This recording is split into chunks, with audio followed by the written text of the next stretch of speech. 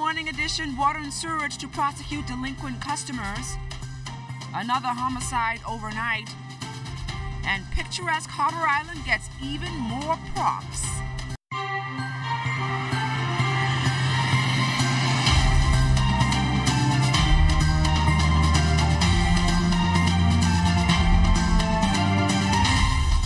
There are 6 days left to go before you set your dining room tables with Christmas holly. Good morning to all of you. I'm LaDawn Davis, and this is The Morning Edition. Thank you so much for waking up with us. And joining us here on The Morning Edition to tell us how things are shaping up weather-wise for the holidays is Chief Meteorologist Basil Dean. Good morning, Basil. Good morning, LaDawn. Taking a look at our tower cam, we have some low-level stratiform clouds out there, and that's giving way to some sunshine later on today. But as we take a look at our satellite pictures, you can see most of the cloudiness now resides over the central and southeastern Bahamas, where that frontal boundary is beginning to dissipate. And outside of our studios, we have a bit of cloud, temperature 68 degrees, your relative humidity just around 72%, north-northwest winds at 2 miles per hour. The barometric pressure 1,017.4 millibars. That is 30.14 inches, and it is steady. Your temperatures around the islands this morning up in Grand Turkey, a bit cooler. There 64 degrees, 64 also in Freeport, Grand Bahama, Marsh Harbor at 66 degrees. In the Berry Islands, 71, 69 in Alistown, Bimini. In Harbor Island, 72 degrees. Roxanne and Lutra also reporting 72 degrees, 74 in Alistown, Cat Island. Stanley Key, 69, 69, and Camps Bay, St. Andrews. Fresh Creek and Central Andrews at 67 degrees. A little further south into San Salvador and Rum Key, 74 degrees, 76 in Clarencetown, Long Island, Crooked Island. Betsy Bay, Maguana, 73, 73 in Acklands, where we're having some cloud mass there. Ragged Island, 76, Magic Town in Agua, 74 degrees, and the Turks and Caicos Islands at 78 degrees. Your boating forecast for today for all areas, northeast winds 10 to 15 knots. Those wave heights are going to be around 2 to 4 feet over the open waters. Low tide 10:05 in the morning, high tide at 3:56 in the afternoon. And that's going to do it for your first look at weather in the morning edition. Stay tuned. Your forecast for today tonight is still ahead. Thanks a lot, Basil. Meanwhile, traffic reporter Sieska Adderley is standing by with traffic cops to tell us what we can expect on our streets this morning. Sieska? Good morning. This morning's traffic report, we're coming to you live from Carmichael Road, a very busy thoroughfare, one that I'm sure gives traffic police keep them quite busy. Here to tell us if it is actually an issue and what some of the complaints they've been having is Sergeant Crestania Johnson from the Traffic Division. Good morning, Sergeant Johnson. How are you? A pleasant good morning to you, and a pleasant good morning, Bahamas. Well, like you said, it is a busy intersection. We find that it's because of it being a main road, and it's also a bus stop, as well as it serves as an entrance and exit for many of the businesses in this area. You have two plazas that are adjacent from each other. So we find that during the day and now going into the Christmas season, the festive season, many people utilize the thoroughfare. So we have high pedestrian and vehicular traffic in this area. So specifically, let's speak to some of the issues. Gridlocking, is that an issue for you all? Yes. For example, we find that persons utilize the bus stops. They go onto the bus stop lanes to try to get ahead, and this poses a problem. Then we have persons who use the area that's equipped for persons who want to turn into the shopping plazas, and when they do this, if the vehicles are then going ahead or the buses are stopping in the street, we find that all of this causes a congestion and causes the vehicles to lock. So we have, for a short period, vehicles are posed in the middle of the street and no one can get past. So this has become a serious issue for us, and especially for pedestrian traffic. We want persons to understand that during this period, the streets and in this area is going to be very congested, and we just ask everybody to please obey the rules of this road and to look out for persons who are on the street and to look out for other road users. Now, speaking of pedestrians, what are some of the missteps that pedestrians make in this area? Well, for example, we've had people who come out into traffic, they walk behind the bus and they walk out of the view of other road users. We've asked you to then just maintain eye contact with the persons who are on the street, have them see you. Don't just assume that they see you, have them see you, and then you proceed across the street. All right, thank you so much, Sergeant Crestania Johnson from the Traffic Division, telling you how you should traverse in this area, whether you're on foot or in a vehicle, particularly at this high traffic season, which is also the Yuletide season. Back to you in the studio, LaDawn. Thanks a lot, Sieska. Now on to our top story this morning. The Water and Sewerage Corporation is taking a more aggressive approach to collect monies owed to the corporation. Cleopatra Murphy spoke with the chairman on the issue. Chairman of the Water and Sewerage Corporation, Adrian Gibson, says customers who have been delinquent in paying their water and sewage bills and have amassed substantial bills will soon find themselves before the courts. In the next week, you're going to see a number of lawsuits because we have persons who have water bills $6,000, $7,000, $50,000, $60,000. Companies, individuals, sewer bills. So the water and the sewer side. And there's some persons who simply don't pay their sewer bills at all. They use the service but never pay the bill. Gibson says officials hope the legal action will spur customers to settle their debts with the corporation, or they can go through the process and still be forced to pay their bills. We encourage all persons who owe the corporation to just come in and pay your bill and enter into payment arrangements with the corporation. These professionals that work at the corporation have to be paid. The corporation has to be able to operate efficiently, and the only way that can happen is if we are collecting our monies and if persons are paying for the service that they use. At last check, Gibson says water and sewerage was owed some $45 million, but that has been somewhat reduced since the corporation began aggressive disconnections. And I think part of it is due to the fact that collections wasn't where it should have been, and there were entities that were simply allowed to stay on because of special confidential lists. You know, those lists where I can't turn you off because you're so and so. Well, that's done with. It doesn't matter who you are. It doesn't matter what political party you are, what company you're from. If you use the service and you don't pay for the service, you'll be disconnected. Cleopatra Murphy, ZNS Network News. Security systems under the Public Hospital Authority is being reviewed. Health Minister Dr. The Honorable Dwayne Sands addressed this in an interview with ZNS News. You know, the approach to security requires a formal assessment, and then recommendations are made and adjustments made accordingly. So we are now in the process of seeking contractual adjustments to the security needs at all of our PHA facilities. So this is not something that is going to be a one-off measure, but it's a considered, deliberate, objective approach to security. Police are reporting a homicide which occurred overnight in the New Hope Drive area off East Street South. A male is confirmed dead and a female was transported to hospital where she later died. ZNS News was on the scene. Here's Press Liaison Officer Shanta Knowles. Shortly after midnight, a male and female pulled up to a residence here on New Hope Drive when they were approached by unknown persons who opened fire on them. The female was able to run from the vehicle and collapse a short distance away. The male attempted to drive away but ran into a wall and was later confirmed deceased on the scene. The female was taken to hospital and at this time has also been confirmed deceased. We are appealing to anyone in this area, especially in this area, with information that can assist us with this investigation, to give us a call. We are very early in the investigation and we are looking for as much help as possible from the public. Officials from the Ministry of Work signed an agreement over the weekend that will pave the way for major road works to take place on Spanish Wells in the new year. The major infrastructural upgrades are expected to bring relief to some 1,600 residents living in that close-knit community. Here's Fern Carey.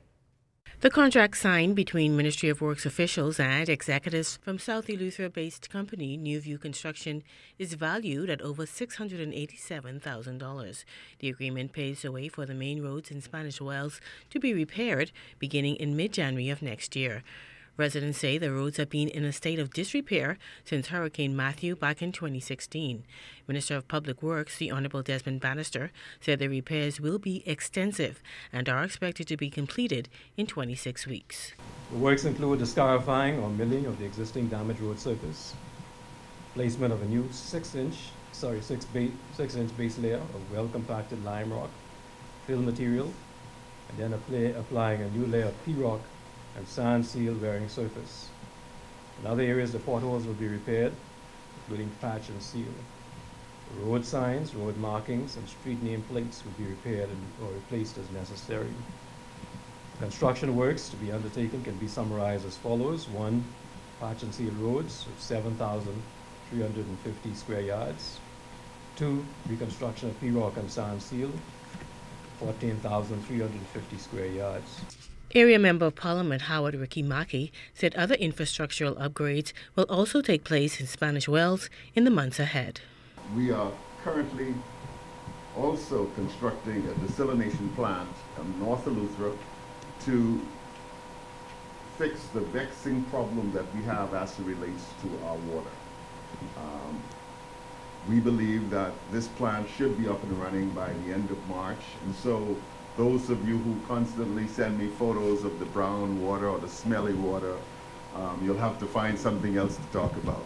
Chief Councillor Robert Roberts said the road repair initiative is timely. We've been neglected for far too long, while millions have been spent on infrastructure projects like the $27 million in Acklands for roadworks. In closing, I'd like to remind everyone of what I said earlier. Happy times are indeed here again. Reporting from Spanish Wells, Eleuthera, I'm Fern Carey, ZNS Network News. Stay close, we've got more news right after this. You're watching The Morning Edition.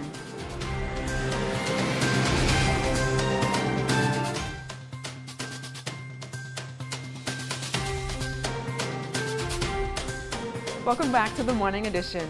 Harbor Island's famed pink sand beaches are ranked 12 amongst the top 50 beaches around the world. That from the Flight Network. The online site said its team in organizing the ranking garnered information from 1,200 journalists, editors, bloggers, and agencies from around the world that eat, sleep, and breathe travel. The website says the ultimate collaborations, which has beaches from around the world, were cataloged so that travelers would never run out of stunning locations to explore.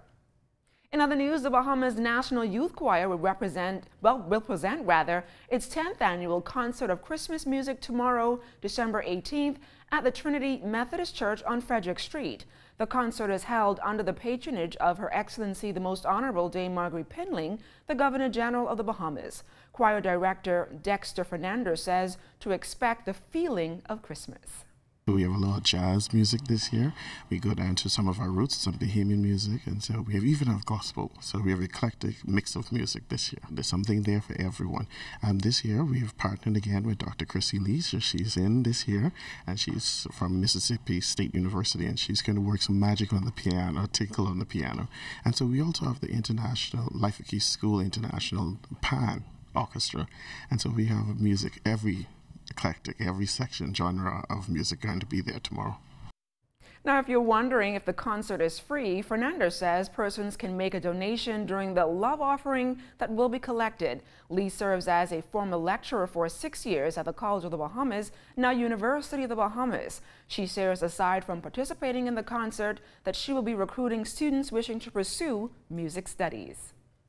I'm currently teaching at Mississippi State University in Starkville, Mississippi, and we have a new program in our music department, which is a Master's of Music Education, and this program is designed for currently teaching music educators, and the program exists over 3 summers, so teachers that are currently teaching don't have to leave their position in order to pursue a master's degree. So we have a track for instrumental, for choral, and for elementary education, so I'm here checking out anyone that might be interested in joining this new program to get a master's degree. I could not be more honored to be back working with Maestro Dexter and other friends and colleagues and former students that are now teaching and music leaders here in the Bahamas. It's like coming home. It's Christmas time, and some people are having a hard time thinking of gift ideas. Chez Monet Soap and Candles is perfect for a gift. Singular Journey joins us this morning to talk about this line. Good morning, Singular, and welcome to the Morning Edition. So talk to me a little bit about Chez Monet. What is the line all about? Chez Monet Soaps and Scents is a line of all organic candles. They're 100% soy, and they're all essential oils, so you can use them on your body as a substitute of oil, since it's all natural, and all of our soaps are all organic as well. So where did you come up with the idea or the concept to actually, I guess, do something like that? My mom has Chez Monet Couture, and she wanted a special line for her customers. Her special clients to have an extra gift idea or just something extra to have on the side for easier gifts. How long have you been doing? A year and a half. And show us a little bit of some of the gifts that I guess we can purchase for the holidays. So all of our soaps, we have a variety of scents. We have sweet scents. We have more masculine scents. We also have soaps that are named after islands. So you can get it if you're from a different island. And all of our candles, we have price ranges from 10 to 50. So this would be our 12 ounce, which is $25. We have a 18 ounce, which is $50, which comes with the rose gold lid. And then we also have our smaller sizes, which is a 4 ounce and a 8 ounce. And you've been doing this for a year and a half. Yes. What's it like being in business as a young entrepreneur? It's tiring at times, but after a while, you kind of get used to it, and I like it. So if persons want to, I guess purchase Shea Monet, I guess, for a special loved one for the holidays, how can they contact you? You can find us on Facebook at Shea Monet Candle Soaps and Scents. Yeah, you can find us on Facebook or Instagram at any of those names. Is there a location that they can find you? We're located in Westridge. We mostly go by appointment only, but we normally do Island House once a month. And then we also do different little shows. Singular, thank you so much for joining us here in the Morning Edition, and best of luck to you for the holidays. Thank you. Johnny, so what's coming up in sports? Well, Dawn, it's all about the Giorgio Baldacci Tennis Nationals, and we have that and more coming up. That story and more ahead in sports.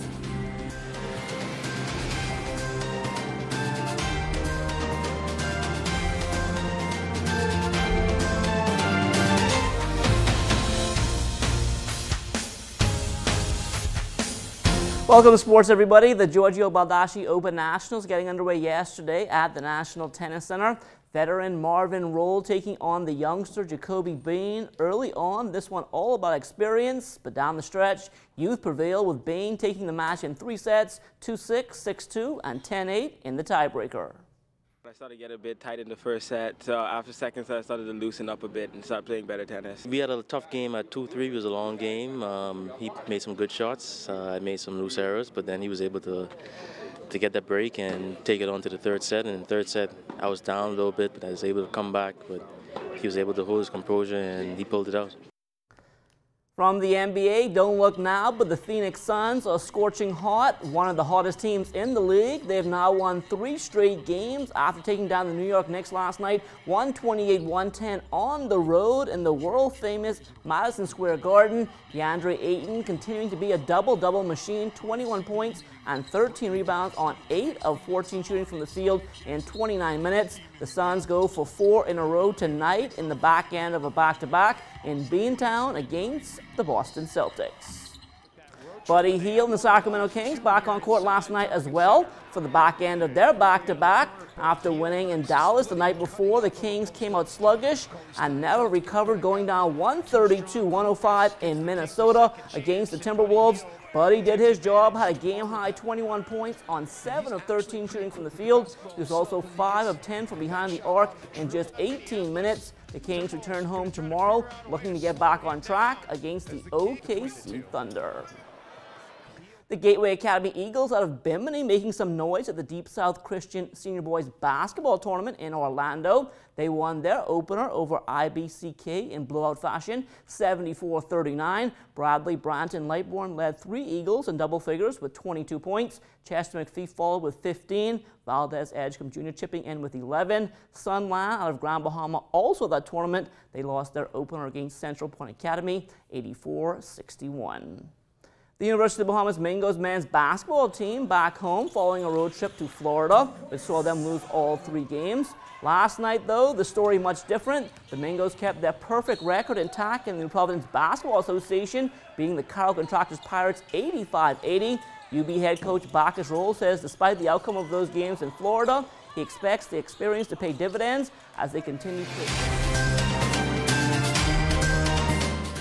In our final look at weather, we have a stall-out front boundary across the southeast Bahamas. That will dissipate later on today, but it's leaving behind some cloudiness over the central Bahamas, that extending from the Exuma Keys all the way down to Matutan, Inagua. And forecast for today simply calls for warmer conditions with a mix of cloud and sunshine. High temperature today getting up to 80 degrees. And tonight we're looking at patchy clouds, still on the mild side with your low temperature getting down to 68 degrees. And the extended weather forecast, warmer conditions right into Thursday. Front boundary comes through late on Friday. That will bring a nice cool down, which will take us into the weekend with temperatures in the low 60s during the nighttime. LaDawn? Some good temperatures there, Basil. And that does it for the morning edition. Thank you so much for waking up with us. Make sure to join us this evening at 6 o'clock for our 2-hour newscast. Once again, I'm LaDawn Davis. Enjoy the rest of your morning.